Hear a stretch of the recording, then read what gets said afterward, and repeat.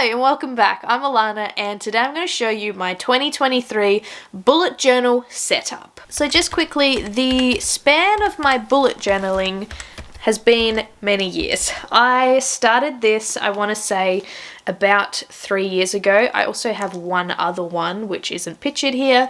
This is my new journal for this year. We'll get into that. But yeah, this is what my life looks like when you put it into bullet journals. And that's a lot. That's a lot of creativity, that's a lot of scheduling, it's a lot of to-do lists and things like that. And for me, obviously, I have come to love bullet journaling. It creates a more organized space within my brain, and it also allows me to be a little bit creative. So the major change from this time last year is the fact that I'm switching up my journals. So as you can see, I have only ever used the same type of journal brand. I've only ever used School of Life journals. But my problem with these is, even though they have a lot of pages and I like the spacing of the dot grid, the pages are thin. So I've had to be very careful with the textures that I've used within my bullet journals, because the GSM of these pages I think is around 100 GSM. And I've decided to go for a bullet journal this year that has 160 GSM pages in it. It's still a dot grid format, it's just a different brand. I actually got this one from Charlie and Fox, who I will leave their store linked down below. I'm really loving this little embossed acorn on the front here. The texture of the cover is also different to these ones, which are more of a fabric, but I've covered them in plastic for the wear and tear in my bag. This one I feel like will probably wear a little bit better because it's kind of that faux leather type feeling. So the GSM is thicker in these, and that was the main difference that I was wanting, and I can confirm my textures don't bleed now, and I've bought new ones, I've been given new ones as well, and it's not bleeding through. So already I'm counting this as a success. So now we get to the part of the video where I'm going to switch it up and do a flick through for you so you can actually see what I've decided to include. Okay, so I typically go through 2 bullet journals a year, and sometimes they're very evenly split, sometimes it's 4 and 8. It just really depends on where my creativity is and the extra spreads that I include here and there sometimes. So when I open my journal, I do like to put in a yearly title page. And I've gone super simple this time and just done the numbers with a couple of stickers and with some torn out page. Then when we turn over the page, you can see my bookshelves. This is something that I include at the start of every bullet journal that I have, because this is my reference point for if I need to quickly look at all the books that I've read. This spread does carry over into the next journal as well. This time though, I've done it a little bit different, and as you can see, I've got all the shelves there on the right hand side, and I've written January with an arrow because that little box there helps me see what books I've read from that month to whenever I close out this journal. So for example, my last journal has April to December in it because that's when I read all of those books. But this time I've changed it up a little bit, and on the left hand side you can see there's a bunch of little picture frames that have been illustrated there, and in one of those light boxes I've written top picks. So here's where I want to print off the book covers of my top 7 from this reading portion of my year. So turning over, speaking of bookish things, we've got on the left hand side anticipated releases. This page is for accountability. So on this page we have got 8 really anticipated releases for me for the year of 2023, and I've put down in the bottom left hand corner own and read. So my goal is to, by the end of this year, hopefully own all of these books and have read all of these books. So that's what this spread is for, and you can take a look at some of my most anticipated releases here. That will also go in a separate video where I'll talk about them a little bit more. So if you want to see that, I'll link it down below once it's been published. Then on the right hand side, you can see I have got a spread titled Bookish Goals. Now I've got 5 bookish goals that I want to achieve this year. This is also a spread that has carried through from previous years. Each year I like to set myself a goal with how many books I want to read and what I want to do book related that year. So as you can see here, I've got read 70 books, I've got write 20k words. This is a big one for me because I did start writing again within the latter months of 2022. The third goal there is complete 3 series. This is something that I think a lot of us struggle with, especially with new releases coming out. Below that, we've got read 20 books from TBR cart. This is my notoriously overflowing, messy to be read cart. Being a bookseller, I have access to a whole bunch of new things. And then lastly on this list, we have do an unhaul. So that means to go through my shelves and take off the books that I no longer want, I will be unhauling. So that will happen at some point this year, hopefully. Turning over, we have a quote page on the left-hand side there, which I thought was quite appropriate to have besides my life goals spread on the right. So the quote page says, "We will open the book, its pages are blank. We are going to put words on them ourselves."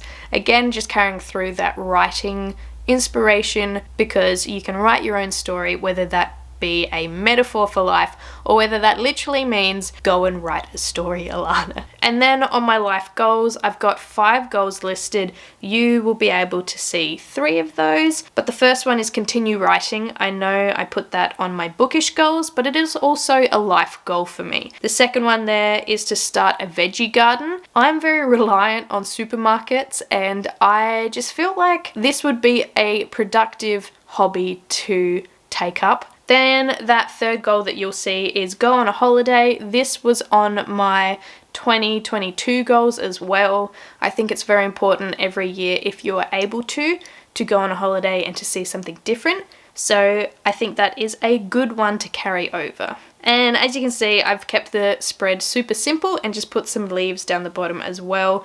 I'm really liking the simple illustration type feel with that. Turning over, we've got my 6 months in Polaroid feature spread, which is a double spread. And as you can see here, I have just traced and outlined a Polaroid. I did a tester with Evie and then I traced around it so that I've got the actual sizing, and I've allocated January, February, March, April, May, June for this spread. And this is something that I've not done before. So this is a new spread from me.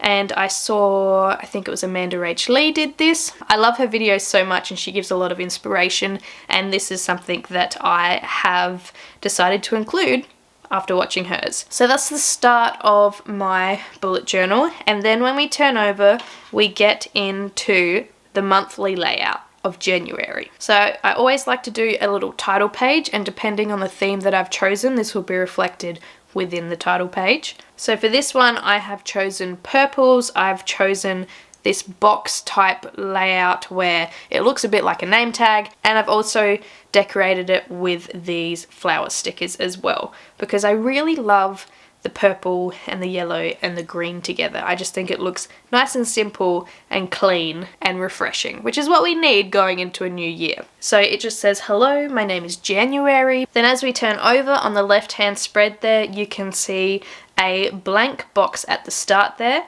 and then underneath it, it says watched in January. That blank box at the top there though, that's in case I come up with something that I want to add. I always like to keep some sort of space somewhere, especially when I pre-plan my layouts. Then on the right hand spread, we've got read in January, and below that a little box that says book ratings. As you can see on that bookshelf, it says hello 2023. I always like to do these little light box type moments with a little message in them, whether it be to encompass what's happening in the month or a little nod to a particular thing. So I will show you a spread from one of my previous bullet journals. As you can see, I end up writing on the books. I write the names of the books that I read, as well as whether they were an audio book, an ARC, an advanced reader copy that is, or if there's nothing written there, then it's just a physical book. And then in the rating section, I write the date that I finished it on, and I also give it a quick rating out of 5. So that's what that spread will be used for, and that's the main reason why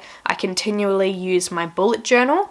it's this spread right here. And yeah, it's a spread that hasn't changed much over the years that I've been bullet journaling, and to just look at it quickly, I've got all the information I need from a glance, and I really like it. Turning over, we have got my month at a glance page. So I've got all the days of January, and then I've got January written down the bottom. I find that these pages are very beneficial for when I'm flicking back through old bullet journals if I don't want to look at my weekly layouts. This gives me all the information at once. Again, I'm using my purple texter a fair bit, and I've got some of those flowers down the bottom right hand corner. And then I've included this really cute washi tape from Keeper of the Suns, who I will link down below. I'll also leave the shop that I bought the stickers from, which was from Washi Gang, but it all ties in really well considering that it didn't come from the same place. It's just one of those happy pairings. So then turning over, we fall into my weekly layouts. The majority of these will look pretty much the same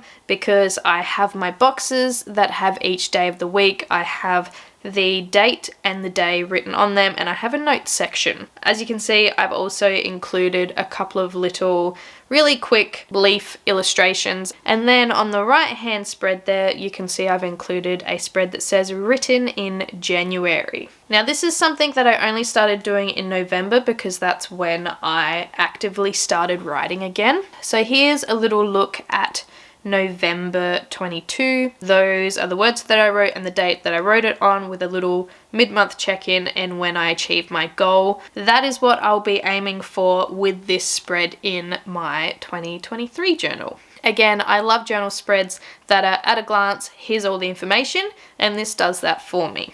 And then turning over, we've got the last two spreads for this month. We've got book thoughts on the left hand side there. As I go through and read any books that I want to thoroughly remember, I'll write the title and the author of the book, and then underneath that I'll write my thoughts and my dot points. Usually on a page like this I'll fit about 4 different books in, and then on the right hand page we've got best of January. I always love to include a best of the month page because this again is for my own reflection. It's also a really good reminder of what you've achieved, and I love looking back across a journal and seeing the different achievements from each month. So just one last final flick through of the bullet journal while I close out this vlog. These are a really good tool to help with reflection, to help with goals, to help just with decluttering your brain space as well. And yeah, funnily enough, before I bullet journaled, I could never keep a regular journal. I would use it for a couple of weeks and that would be it. But since using a journal where I can design the layouts myself and include things that are important to me, like the reading and the writing aspect, I've been able to keep a journal for years now consistently. So that's going to be it for this video. Let me know in the comments down below if you keep a journal, what type of journal you keep. Maybe you like scrapbooking, maybe you just use a weekly planner. Do you keep a book journal? Do you keep a media journal? Or is it a life journal? There's so many different types of journals that you can keep. And alongside of my traditional bullet journal, I also keep a writing journal, I kept a wedding journal, and I have an ideas journal as well. So they're just a really useful tool, and obviously I love it. So thank you so much for watching. Don't forget to chuck a like on this video if you did enjoy it, and consider subscribing to the channel if you want to see more from me. I hope you're having a lovely time out there, and we're at the new year. It's 2023. Pause, let that sink in. There we go. So thank you, and I'll see you again next time.